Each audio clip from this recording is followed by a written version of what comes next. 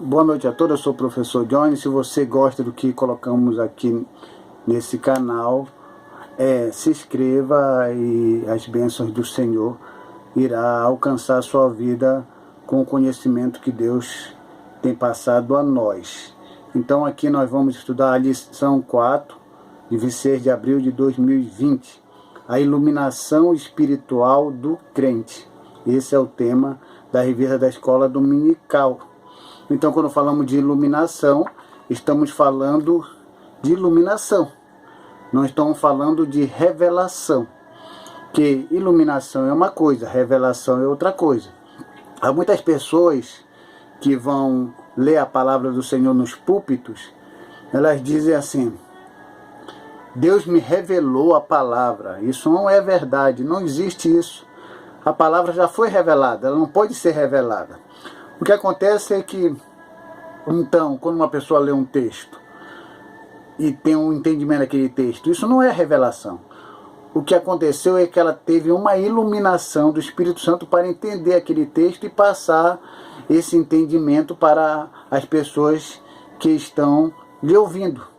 Então, não existe esse negócio de que a palavra vai ser revelada. Ela já foi revelada, ela não pode ser revelada novamente.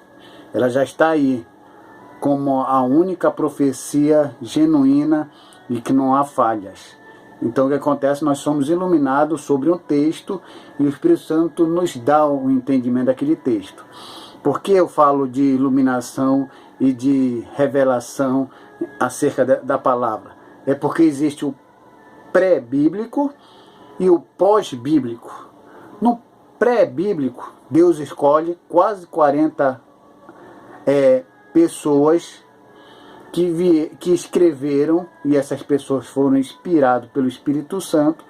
Depois de tudo escrito, vem aí o cânon, que encerra e deixa ali selecionado os livros inspirados. Os livros que não estão dentro dessa canonização são chamados de apócrifos e é uma outra situação. O que acontece é isso, no pré-bíblico. E o pós-bíblico é que essa Bíblia já aí diante de nós, pronta para ser lida e Deus falar conosco através dela, todo o nosso entendimento aí em cima da palavra do Senhor, de um texto, é iluminação do Espírito Santo. Jamais revelação, ou talvez, como dizer, uma inspiração no mesmo sentido como aqueles homens foram inspirados. Essa é a grande questão que fala aqui sobre iluminação espiritual do crente. Pelo menos isso nós devemos entender. Embora existam outras iluminações para o crente acerca de como ele vai lidar com algumas situações cotidianas ou até espirituais. Então aqui interagindo com o professor, que é a revista do professor, eu dificilmente uso a revista do professor. Como me deram essa aqui, eu achei interessante, porque eu acho que o subsídio teológico do professor, pelo valor que eles colocam diferenciado do aluno, é uma opinião minha, eu acho que não compensa. Então, mas eu achei interessante, pelo menos isso aqui, que ele diz o seguinte: uma vez salvos, somos vocacionados para a santidade, o serviço e participação gloriosa no porvir. Uma vez salvo, desfrutamos da riqueza da glória divina, experimentando o perdão dos pecados, a adoção de filho e as bênçãos a ser desfrutada no porvir. Uma vez salvos, seremos glorificados a exemplo de Cristo Jesus. Então essa colocação dele é muito bem correta, porque uma vez salvos, são vocacionados para a santidade. Santidade vem da palavra santo, e santo quer dizer separado. Nós seremos separados de tudo aquilo que venha a corromper a nossa vida diante do Senhor. E aqui na introdução, numa parte aqui fala assim: somos exortado a louvar o Senhor pela nossa eleição, buscar a iluminação do Espírito Santo para compreender a dimensão de nossa chamada e herança divina. Compreender. Compreender é diferente de entender. Entender é o conhecimento inicial de algo. Compreender é algo profundo. Ou seja, eu posso entender alguma coisa de mecânica. Entender assim por cima, mas aquele que se especializou em mecânica e compreende o funcionamento e aí que as funções de cada peça, esse tem um conhecimento a mais. Então o apóstolo Paulo pede para que Deus venha colocar não só um entendimento nas pessoas que ele pregou o evangelho e que aceitaram Jesus Cristo, mas que eles venham a compreender, venham a se aprofundar nesse conhecimento e assim possam atingir uma dimensão maior. E que toda a visão deles não seja simplesmente uma visão materialista, mas uma visão espiritual. E isso é importante. No tópico 1, a esperança da vocação e as riquezas da glória. O apóstolo ensina que os salvos precisam ser iluminados para compreenderem quais são as esperanças e vocações e riquezas da glória da sua herança. Compreender o valor que ele tem quando ele aceita Jesus Cristo. E compreender a dimensão das bênçãos espirituais guardadas para ele lá no futuro. Porque o que Deus tem guardado para nós é extremamente grandioso. E o diabo sabe disso. Mas ele quer que você perca essa bênção e ele vai fazer de tudo para você perder. Mas se você tiver compreensão do valor daquilo que você tem em suas mãos, jamais o inimigo vai conseguir te levar para um outro lado que seja o lado da perdição. O tópico 1 fala ação de graça e intercessão. O apóstolo se alegra em dar graças a Deus pela vida dos eleitos. Então o apóstolo Paulo ficava feliz com aqueles irmãos e dava graça por eles terem entendido o evangelho, até aqueles que estavam até fracos, mas também entendiam, mas ele queria algo mais, que eles pudessem se aprofundar acerca daquilo que eles haviam entendido e aprendido com o apóstolo. Então nós que somos professores, ensinamos só o caminho, mas o aluno precisa se aprofundar cada vez mais e entender além daquilo que o professor falou ou disse. Então o apóstolo Paulo queria isso para aquelas pessoas que ele tanto ensinou e colocou em seu coração. E essa uma parte fala que ele intercede para que seja concedida aos seus leitores o espírito de sabedoria e de revelação. A revelação que eu falo aqui não é a revelação da palavra, porque a palavra já está revelada. Então, para nós, não há mais essa preocupação de que alguma palavra seja revelada, porque ela já está ali. Você só precisa ler, orar e pedir sabedoria a Deus para entender aquele texto, e aí virá a iluminação do Espírito Santo e você entenderá. Então, o apóstolo Paulo pede a Deus que isso venha a ser possível, porque eles já deram o passo inicial, que é aceitar Jesus Cristo. E tem uma parte que fala que quão impossível é alguém perceber a glória dessas boas novas sem ser ensinada por Deus. Por isso ele rogava para que os crentes recebessem capacidade de compreenderem por meio do Espírito Santo. Então é impossível uma pessoa que não esteja ligada a Cristo entender os mistérios espirituais. Entender o que Deus tem guardado para nós. Não consegue entender. Então é preciso realmente o Espírito Santo trabalhar na vida da pessoa que já tem o seu coração aberto e à disposição do Espírito Santo para que o Espírito Santo venha operar.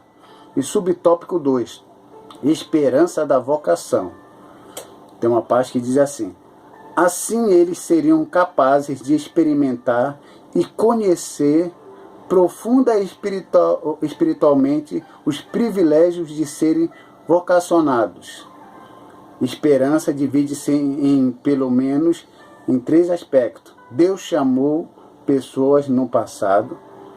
A chamada abrange o serviço e santificação no presente e participação gloriosa no futuro. Então, tivemos uma chamada, aceitamos essa chamada e agora só basta nós permanecermos para termos uma participação gloriosa no futuro, que é a volta de Jesus Cristo e a riqueza da sua herança.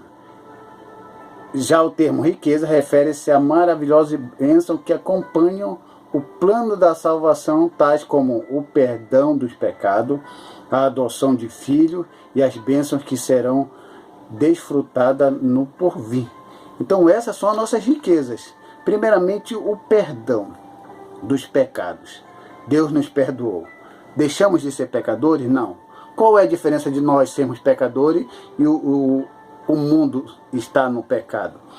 É que os pecadores, eles são pecadores porque eles não reconhecem e não aceitaram Jesus Cristo. Nós somos pecadores arrependidos e perdoados pelo Senhor. Então a nossa diferença para eles é essa, que é bem interessante. E aí, uma vez pecado, tiver a adoção de filhos de Deus. Adoção de filhos, vamos entender isso. Adoção de filho quer dizer que nós fomos adotados por Deus para ser co-herdeiro com o Cristo. Ou seja, a pessoa do mundo é filho de Deus ou é só criatura? Quando nós falamos que é criatura, nós colocamos ele como no mesmo nível de um irracional. E isso não é certo. Um crente chegar a falar, eu sou filho de Deus e você não é filho de Deus, você é criatura, porque fala que nós fomos adotados como filho.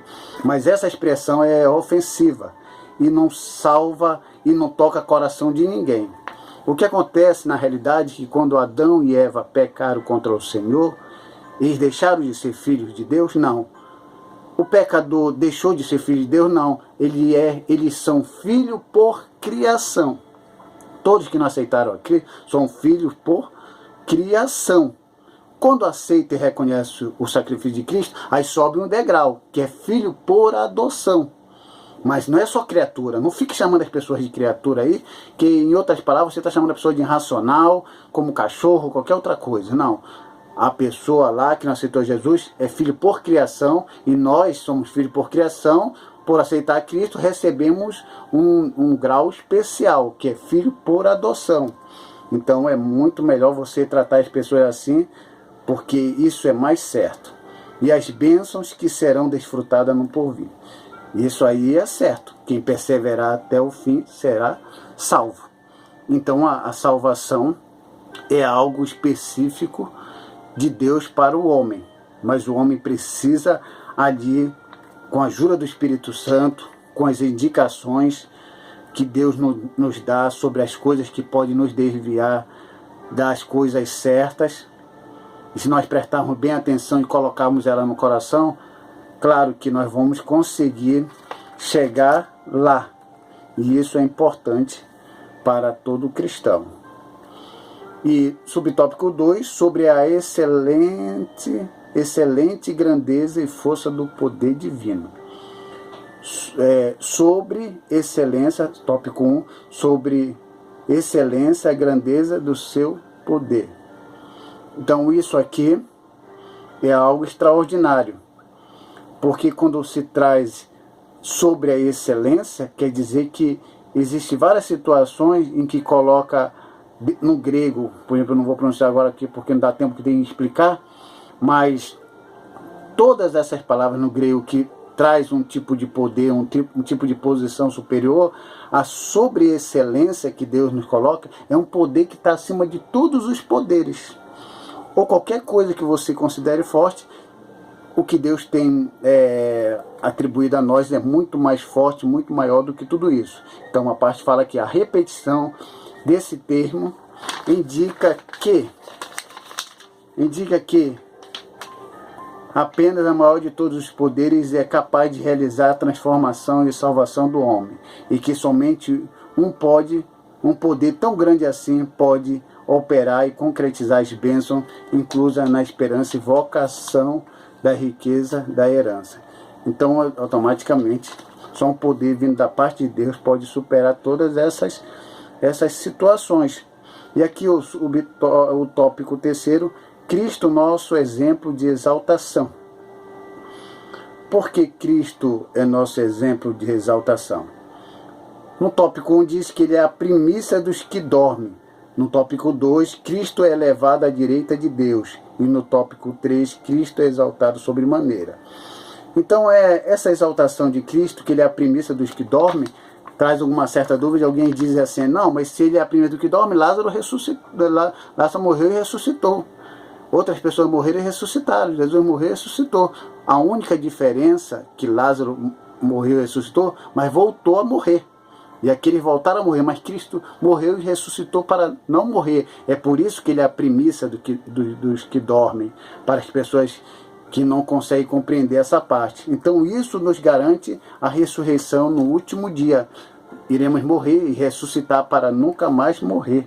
E isso já é uma bênção de Deus na nossa vida. E Cristo é levado à direita de Deus porque ele morreu pelos nossos pecados, cumpriu a missão aqui na terra, como diz aqui. Aqui está o foco, a exceção de Cristo em referência à promessa messiânica. Uma posição de honra e autoridade indica o completo triunfo de Cristo sobre o pecado e as forças do mal. Sobre Cristo está isso tudo concretizado. E isso está também à nossa disposição. E Cristo é exaltado sobremaneira. Não é que ele seja exaltado por causa disso, mas por causa de como o homem venceu. E esse é o motivo de nós vencermos juntamente com ele. Porque Cristo é o nosso maior exemplo. Ele venceu o mundo e automaticamente, por ele ter vencido o mundo, ele vai nos revelar a sua palavra de tal forma que nós venhamos a entender da maneira como ela está escrita, extremamente revelada, vai nos iluminar e nos fazer compreender e vencer esse mundo como ele venceu. Que Deus abençoe a todos, em nome de Jesus. Amém.